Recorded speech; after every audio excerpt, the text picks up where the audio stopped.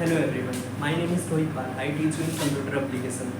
I hope आप लोग अच्छे ही होंगे। आज का हमारा टॉपिक है एसडीएलसी मॉडल का, ये एवोल्यूशनरी मॉडल। जैसे कि मैं बता रहा था, ये ट्यूटोरियल वीडियो चल रही सॉफ्टवेयर इंजीनियर की, और इसमें मैं बात कर रहा हूँ एसडीएलसी मॉडल की। एसडीएलसी मॉडल होता है हमारा software development life cycle model, जिसमें उसी का एक टाइप है हमारा एवोल्यूशनरी मॉडल। ये क्या होता है एवोल्यूशनरी मॉडल? आपने नाम सुना होगा, वाटरफॉल मॉडल का यूज़ सुना होगा, प्रोटोटाइप मॉडल सुना होगा, इसके टाइप्स में ही आते हैं। इसके साथ ही साथ हमारा प्रोटोटाइप के बाद आता है स्पाइरल मॉडल, और ये एवोल्यूशनरी मॉडल। इसके साथ ही साथ हमारे इंक्रीमेंट मॉडल और हमारे इटरेटिव मॉडल भी हमारे होते हैं। ये एवोल्यूशनरी मॉडल जो होता है वो हमारा एसडीएलसी मॉडल का ही एक टाइप से एक भाग है। एसडीएलसी मॉडल, जैसा कि मैंने बताया था, software development life cycle model में हमारी सबसे पहले क्या होती है? रिक्वायरमेंट होती है, प्लानिंग होती है, जो भी यूज़र की रिक्वायरमेंट है। कोई भी सॉफ्टवेयर हम डेवलप कर रहे हैं तो यूज़र की रिक्वायरमेंट के हिसाब से सॉफ्टवेयर डेवलप किया जाता है। यूज़र की रिक्वायरमेंट के हिसाब से डेवलपर हमारा सॉफ्टवेयर को डेवलप करता है, जिसमें हमारा रिक्वायरमेंट, जितनी भी रिक्वायरमेंट होती है वो यूज़र से सारी रिक्वायरमेंट पता कर लेता है डेवलपर। इसके बाद रिक्वायरमेंट के बाद हमारा होता है प्लानिंग। इसके बाद हमारा प्लानिंग में फेस क्या होता है? जितना भी हमारा सॉफ्टवेयर डेवलपमेंट करने में जो भी हमारी कॉस्ट होगी उसकी प्लानिंग करता है। लगने वाली उसमें कॉस्ट क्या है, हाई कॉस्ट है, लो कॉस्ट है, वो कॉस्ट भी तो पता होनी चाहिए। तो ऐसे ही हमारा ये जो प्रोसेस होता है, फिर डिजाइनिंग होता है, फिर हमारा टेस्टिंग होता है, एक्सेट्रा एक्सेट्रा। 7 लेयर्स उसमें भी काम करती हैं। यहाँ पर हमारा एसडीएलसी मॉडल में भी सेम वही काम होता है। ये हमारा अच्छा वाटरफॉल मॉडल से इसका जो टाइप्स है, जब मैं इसके डायग्राम की बात करूँगा, इसमें कई सारे हमारे फेजेस होते हैं, और हर एक कोर फेज जो होता है वो हमारा वाटरफॉल मॉड्यूल से मिलकर बना होता है। वाटरफॉल मॉडल जो हमारा तैयार हुआ था, जिसमें झंडे के रूप में चलता है, उसमें ही हमारा एक और फेज तैयार होता है। जैसा कि मैंने बताया था, एसडीएलसी मॉडल का ही हमारा software development life cycle model का ही एक भाग है, जिसमें इसमें होता क्या है, इटरेटिव और इंक्रीमेंट मॉडल से मिलकर बना होता है। ये इटरेटिव और इंक्रीमेंटल एक मॉडल है, जिससे मिल करके हमारा एवोल्यूशनरी मॉडल होता है। हम बात करें एवोल्यूशनरी मॉडल की, तो एवोल्यूशनरी मॉडल जो हमारा है ये हमारे 2 टाइप से मिलकर बना है। ओके, ठीक है। ये एवोल्यूशनरी मॉडल जो हमारा है ये हमारे 2 टाइप से मिलकर बना है। एक हमारा इटरेटिव मॉडल है और एक हमारा इंक्रीमेंटल मॉडल है। इसके साथ ही साथ ये दोनों से मिल करके हमारा एवोल्यूशनरी मॉडल बनता है, इसे कभी कभी हम सक्सेसिव वर्जन मॉडल भी कहते हैं। एक इसका ये भी नाम होता है। इसके साथ ही साथ ये हमारा जो मॉडल है, इस मॉडल को सॉफ्टवेयर की रिक्वायरमेंट्स, जैसा कि मैंने बताया था, आप इसके डायग्राम में देख सकते हैं। ओके,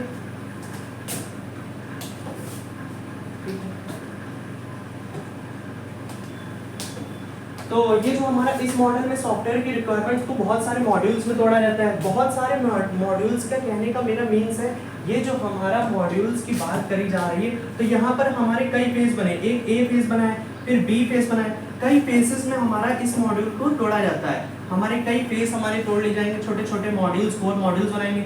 हर एक फेज पे पहले वर्क करा। पहला फेज हमारा ए है, जिस फेज पे हमारा काम पूरी तरीके से किया जाएगा। ये वाला फेज जब देन कंप्लीट हो जाएगा, पहला फेज जो हमारा है वो कंप्लीट हो जाएगा, उसके बाद यूजर पहले फेज को कंप्लीट करने के बाद सॉफ्टवेयर जो जिसकी रिक्वायरमेंट है, जो हमारा यूजर है, उसको दिखाएगा। भैया इस पे टेस्टिंग भी कर लेगा, पूरी तरीके काम कर लेगा। पहला एक फेज बनाया, कई सारे, देखो एक कोई लॉन्ग सॉफ्टवेयर है, कोई बहुत लार्ज बड़ा सॉफ्टवेयर है, उसको कई कोर मॉड्यूल्स में तोड़ लिया, ए बी सी डी, कई सारे मॉड्यूल में तोड़ लिया। ऐसा नहीं इसके बाद खत्म हो जाएगा। इसके बाद अगर डी मॉड्यूल है तो ए बी सी डी और फिर हमारा ई प्रोसेस चलेगा, मतलब कि लास्ट वाला। जैसा कि इसमें बताया कि पहला एक कोर मॉड्यूल में तोड़ा, उसके बाद हमारा उस मॉड्यूल में जितना भी प्रॉपर वर्क होता है, रिक्वायरमेंट, प्लानिंग, डिजाइनिंग, टेस्टिंग, सारा प्रोसेस करने के बाद, मेंटेनेंस सब हो जाने के बाद, फिर हमारा जब ये प्रोसेस ठीक तरीके से, पूरी तरीके से यूजर की, डेवलपर की, जो यूजर की रिक्वायरमेंट है उसके अनुसार जब डेवलपर बना देगा, तब फिर हमारा नेक्स्ट मॉडल क्या होता है, उस पर वर्क किया जाता है। नेक्स्ट मॉडल में क्या है, पहला हमारा ए कोर तो हमारा पूरी तरीके से कंप्लीट हो गया है। देन इसके बाद हमारे बी फेज पे काम किया जाता है। बी फेज पे पूरी तरीके से टेस्टिंग करने के बाद, जितना भी एरर है सब हटा देने के बाद, जो भी हमारी एरर आएंगी, बग आएंगी, उनको डीबग करने के बाद फिर हमारा थर्ड फेज होता है हमारा सी फेज, जिसपे हमारा वर्क पूरी तरीके से वर्क किया जाता है। थर्ड फेज कंप्लीट हो जाने के बाद ये जो हमारा थर्ड फेज है, इस पे पूरी तरीके से प्रॉपर वर्क हो जाने के बाद फिर हमारा जो है वो डी प्रोसेस करता है। डी के बाद ई जो हमारा फेस है डी के बाद हमारा ई फेस प्रॉपर वर्क करेगा। तो ये हमारा जो मॉडल होता है, ये जो इसमें मैंने जैसा कि इसमें लिखा है, सबसे पहले हमारे सॉफ्टवेयर को कोर मॉड्यूल्स में, छोटे छोटे कोर मॉड्यूल्स में डिवाइड कर दिया जाता है। डिवाइड करने के बाद उस कोर मॉड्यूल्स को हम, जिन्हें दूसरे मॉड्यूल्स की सर्विसेज की आवश्यकता नहीं होती, प्रत्येक एवोल्यूशनरी मॉडल को हमारा इटरेटिव वाटरफॉल मॉडल के रूप में किया जाता है। एक जो कोर मॉड्यूल जो हमारे जिस पे प्रॉपर तरीके से बन रहा है, वो हमारा कोर, जो पहला कोर है हमारा, पहला जो हमारा फेज है, वो हमारा कोर मॉड्यूल हमारा वाटरफॉल मॉडल से बनकर तैयार होगा। ठीक है, आई होप आप लोगों को समझ में आया होगा। इसमें हमारा होता कुछ नहीं है, एवोल्यूशनरी मॉडल में कई सारे हमारे कोर मॉड्यूल्स में तोड़ लिए जाते हैं। पहला ए हमारा कोर मॉड्यूल वाटरफॉल मॉड्यूल के द्वारा पूरा कंप्लीट करा जाता है, उसकी टेस्टिंग करी जाती है। टेस्टिंग करने के बाद, सारा प्रोसेस होने के बाद यूजर को दिखाया जाता है कि आपका पहला कोर कंप्लीट हो गया। इसमें अगर कुछ आपको चेंजमेंट चाहिए, कुछ भी अगर बदलाव चाहिए, तो आप मुझे बता सकते हैं, मैं इसमें चेंज कर सकता हूँ। जब पूरी तरीके से पहला ए फेज हमारा कंप्लीट हो जाएगा, देन फिर हम बी फेज पे काम करेंगे। पहला कोर मॉड्यूल तैयार होगा, दूसरा कोर मॉड्यूल पे काम करेंगे, उसमें भी वाटरफॉल मॉडल का यूज करेंगे। बी फेज कंप्लीट होने के बाद ए बी सी, ऐसे हमारा अगर 5 भागों में मैंने डिवाइड करा है, तो ई फेज तक प्रॉपर तरीके से वर्क करेगा। ओके, ये हमारा एवोल्यूशनरी मॉडल होता है। इससे पहले यहाँ पर एक नाम लिखा था कि हमारा जो इंस्ट्रूमेंटल मॉडल और इटरेटिव मॉडल, इसमें ये चीजें नहीं होती थी। हमारा एवोल्यूशनरी मॉडल में ये प्रोसेस दिखता है, टेस्टिंग के बाद आप चेक करो, इसमें क्या 1 बाय 1 लाइन बाय लाइन आप प्रोसेस कर लो, मतलब सारे कोर मॉड्यूल्स प्रोसेस कर लोगे, लेकिन हम टेस्टिंग नहीं कर सकते हैं। अगर एक भी फेज में, एक भी कोर फेज में अगर प्रॉब्लम निकल आई, तो फिर हम उसको पूरी तरीके से सही नहीं कर सकते हैं। एवोल्यूशनरी मॉडल हमारा लार्ज मॉडल के में यूज करा जाता है। जितने भी हमारे सॉफ्टवेयर डेवलपमेंट के लार्ज मॉडल होते हैं, जो भी बड़े टाइप के मॉडल होते हैं, उसमें हमारा एवोल्यूशनरी मॉडल का यूज कराता है। जैसा कि आपने ऊपर डायग्राम में देखा होगा, इसमें सॉफ्टवेयर के नए वर्जन पिछले वर्जन से अधिक फंक्शनैलिटी होती है। पहले कहने का मीन्स मेरा ये है, इसमें जो हमारा फंक्शनैलिटी है, पहले कोर की जितनी फंक्शनैलिटी है, वो प्रॉपर तरीके से हम हैंडल कर लेंगे। उसमें कोई भी एरर आ रही होगी, उसको डीबग कर लेंगे, टेस्टिंग हो गया।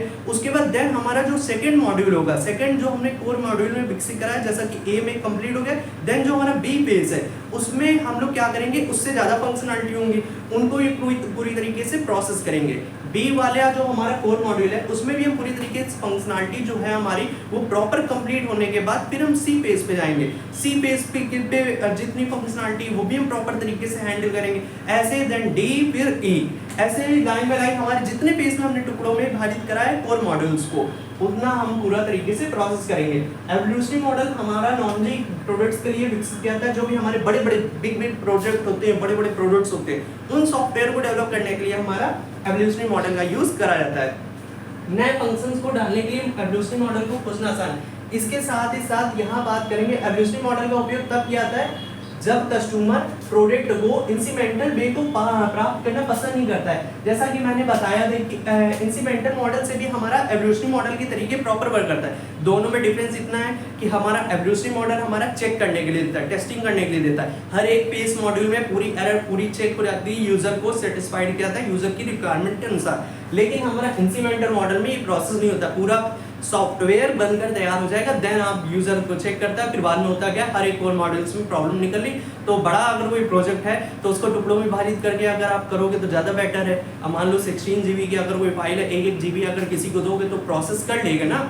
एक टीम को दे दिया, एक फिर बी टीम को दे दिया, एक बार ऐसे हम करेंगे तो थोड़ा सा इजी हो जाता है। तो एवोल्यूशनरी मॉडल हमारे कई टुकड़ों में प्रोजेक्ट को तोड़ देता है, उसके बाद फिर से वापस इकट्ठा करके अटैच करके जोड़ देता है। तो एवोल्यूशनरी मॉडल का यूज इसलिए हम लोग किसी और मॉडल की अपेक्षा एवोल्यूशनरी मॉडल का यूज करते हैं। अच्छा, एवोल्यूशनरी मॉडल में जो हमारा जैसा कि मैंने बताया, हर एक कोर मॉडल्स वाटरफॉल मॉडल में ही विकसित किया जाता है, इस पे जरूर आप ध्यान दीजिएगा, ठीक है। अच्छा, हर एक कोड वाटरफॉल मॉडल से विकसित वगैरह, अब उसमें कोई एक कोर मॉडल में अगर कोई भी प्रॉब्लम आ रही तो पता चला एक बड़ा सॉफ्टवेयर बनके तैयार करने से अच्छा छोटे छोटे कोर मॉड्यूल्स में अगर कोई प्रॉब्लम फेस करने को मिलेगी तो हम उनको आसानी से हैंडल कर सकते हैं। उसके बाद ही हमारा जब एक पूरे तरीके से टेस्टिंग हो जाएगी तब हमें अटैच करते हैं एक बड़े प्रोजेक्ट में। इसके साथ साथ एडवांटेज ऑफ एवोल्यूशनरी मॉडल, ये जो हमारा मॉडल है जैसा कि आप लिख सकते हैं, इसके बारे में अभी मैंने इतनी सारी कहानी बताई है। तो एक बड़े प्रोजेक्ट्स के लिए बहुत ही ज़्यादा, एक कोई बड़ा प्रोडक्ट हो या कोई बड़ा प्रोजेक्ट हो, इसमें आप एवोल्यूशनरी मॉडल का यूज जरूर करिए। इसके साथ ही साथ आंशिक रूप से डेवलप हुए सॉफ्टवेयर के साथ यूजर एक्सपेरिमेंट भी कर सकते हैं। मतलब एक कोड जो हमारा डेवलप करा है, मैंने एक कोड डेवलप करा था, पहला कोड हमारा डेवलप हुआ है, ठीक है, पहला कोड हमारा डेवलप हुआ था। इसके बाद फर्स्ट कोर मॉड्यूल जो हमारा ए है, ये मान लो हमने डेवलप कर दिया है। इसके बाद इसमें कुछ भी अगर हम टेस्टिंग कर रहे हैं तो इसमें कुछ भी अगर हमें बदलाव करना है तुम कर सकते हैं। फिर इसके बाद हमारा बी है। अब बी कैसे चलेगा, तो पहले तो हमारा इसके अंदर ए होगा, ए कोर मॉड्यूल है, उसके बाद जाकर के बी बनेगा। ऐसे करते करते हमारा जो पेज कंप्लीट होगा उसके साथ यूजर क्या कर सकता है, एक्सपेरिमेंट कर सकता है। ठीक है, यह मॉड्यूल सॉफ्टवेयर के विभिन्न वर्जन के लिए डिलीवरी के दौरान यूजर की रिक्वायरमेंट्स को सही कर। अच्छा, इस ये लाइन का मतलब आप समझ सकते हैं, जो भी हमारा पहला कोर मॉड्यूल तैयार हुआ है, पहला कोर मॉड्यूल अगर आपका बनकर तैयार हुआ है तो उस पर आप टेस्टिंग कर सकते हो। डिलीवरी के दौरान यूजर, जब आप यूजर को सेंड करोगे तो उसकी रिक्वायरमेंट तो सही तरीके से, प्रॉपर तरीके से यूजर की रिक्वायरमेंट के अनुसार बनेगा, जैसे कि मैंने इससे पहले अभी आपको बताया है स्टार्टिंग में। इसमें कोर मॉड्यूल्स को अच्छी तरह से टेस्ट किया जाता है। टेस्टिंग प्रॉपर तरीके से, हर एक कोर मॉड्यूल्स की टेस्टिंग होती है। टेस्टिंग करने के बाद जिससे फाइनल प्रोडक्ट्स के अन्य मॉड्यूल्स में एरर्स होने की जो भी संभावना, मतलब बाई चांस भी अगर आ रही होगी हर एक कोर मॉड्यूल्स में, तो आप पूरी तरीके से डिबग कर लोगे। तो इसमें एरर को संभालना बहुत ज्यादा सिंपल होता है। अगर लार्ज प्रोजेक्ट भी है तब भी आप एवोल्यूशनरी मॉडल से हैंडल कर सकते हो।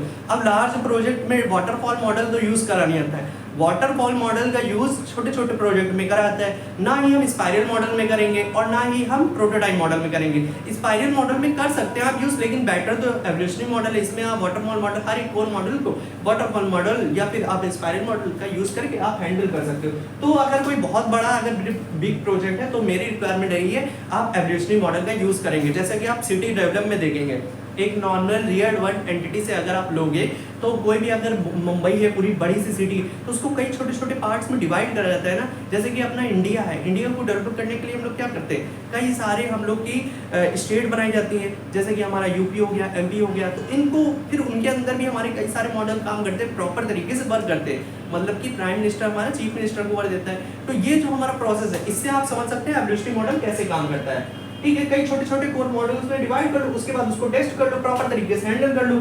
जो भी हमारा फाइनल प्रोडक्ट है उनके मॉड्यूल्स में एरर होने की संभावना क्या हो जाती है, बहुत ज्यादा कम हो जाती है। इसमें हमारे एरर होने की संभावना क्या हो जाती है, बहुत ज्यादा कम हो जाती है। ठीक है, इसका प्रयोग ऑब्जेक्ट ओरिएंटेड प्रोग्रामिंग में भी किया जाता है। ऑब्जेक्ट ओरिएंटेड प्रोग्रामिंग, यहाँ पर एक वर्ड है, इसको मैं डिटेल बताऊंगा। ठीक है, ऑब्जेक्ट ओरिएंटेड प्रोग्रामिंग हमारी जो होती है ऑब्जेक्ट पर बेस्ड होती है। जो भी हमारे रियल वर्ल्ड एंटिटी का जो ऑब्जेक्ट है उन पर बेस्ड होती है। ऑब्जेक्ट हमारा कुछ भी हो सकता है, जैसे कि कोई मेमोरी स्पेस। अगर हम जावा प्रोग्रामिंग लैंग्वेज की बात करेंगे, जो कि हमारी ऑब्जेक्ट ओरिएंटेड प्रोग्रामिंग लैंग्वेज है, इसमें जो हमारा मेमोरी स्पेस होता है वो हमारा ऑब्जेक्ट पे बेस्ड होता है। अगर ऑब्जेक्ट बनेगा तो मेमोरी स्पेस हमारा वर्किंग ले लें।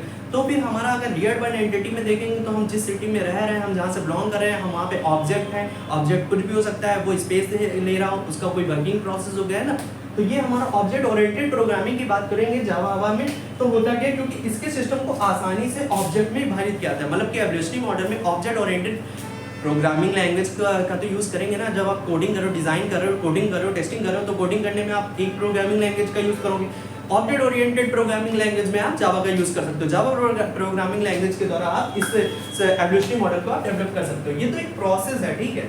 इसके साथ साथ कुछ हमारे डिसएडवांटेज भी देखने को मिलते हैं। जैसा कि बताया गया, इसमें प्रॉब्लम को अलग अलग वर्जन में विभाजित कर। अच्छा, जो हमारे कोर मॉड्यूल्स बने हैं, इसमें जब हमारे कोर मॉड्यूल्स बनाते हैं तो ये भी प्रॉब्लम होता है, कैसे क्या कोर मॉड्यूल्स बनाएंगे, कितने भागों में टुकड़े करेंगे, कितने हमारी टीम लगेगी, कितना प्रोसेस होगा। तो इसको डिवाइड करने में बहुत ज़्यादा थोड़ा सा प्रॉब्लम फेस करने को मिलता है, लेकिन बिकॉज इतना भी नहीं होता है, ठीक है। इसमें बहुत सारे वर्जन को रिलीज करना पड़ता है, एफर्ट और टाइम ज़्यादा लगता है। आपका एफर्ट, आपकी मेहनत ज़्यादा लगेगी। पहला आप जो आपने फेज दिया है, कई सारे फेज में बनाया है, तो पहला जो कोर मॉड्यूल है इसमें आपको टाइम तो लगेगा ही, इसके साथ साथ मेहनत भी लगेगी, एफर्ट लगेगा। टाइम इसलिए लगेगा, पहला कोर मॉडल्स आप विकसित कर रहे हैं। अगर उसमें कोई भी प्रॉब्लम आपको फेस करने को मिलती है, वाटरफॉल मॉडल्स का यूज कर रहे हैं, उसमें कोई भी एरर आती, कुछ भी प्रॉब्लम फेस करनी पड़ती, फिर से हमें उस प्रॉब्लम पे, उस कोर मॉड्यूल्स पे वर्किंग करना पड़ता है। मतलब वर्किंग प्रोसेस करो। तो होता क्या है, छोटे छोटे मॉड्यूल्स में तो डिवाइड कर दिया गया है, लेकिन अगर कोई भी प्रॉब्लम आती है तो फिर से हम फेस करोगे। लेकिन एक लार्ज प्रॉब्लम को हैंडल करने से अच्छा है कई छोटे छोटे पार्ट्स में डिवाइड करके प्रॉब्लम को सॉल्व कर लिया तो बेटर होता है, ठीक है। इतना भी नहीं रहता है। क्योंकि इसमें बहुत सारे वर्जन्स होते हैं, इसलिए कभी कभी कस्टमर कंफ्यूज हो जाता है, अरे भैया इतने सारे आप कोर मॉड्यूल्स में तोड़ोगे और इतना सारा वर्जन्स का यूज़ करोगे तो फिर कस्टमर को प्रॉब्लम होती है। लेकिन खैर एवोल्यूशनरी मॉडल हमारा बड़े प्रोजेक्ट में विकसित करने के लिए बहुत ही ज़्यादा ईजी है, बहुत ही ज़्यादा सिंपल है, कस्टमर की रिक्वायरमेंट को हैंडल किया जाता है। आप अगर बड़े प्रोजेक्ट को हैंडल कर रहे हैं तो एवोल्यूशनरी मॉडल का यूज़ कर सकते हैं। ओके, आई होप आपको ये टॉपिक समझ में आ गया होगा। अगर इसमें आपको सॉफ्टवेयर इंजीनियरिंग से रिलेटेड किसी भी टॉपिक में आपको कोई भी प्रॉब्लम है तो आप मुझे कमेंट कर सकते हैं। Okay, thank you so much, मिलते हैं नेक्स्ट वीडियो में।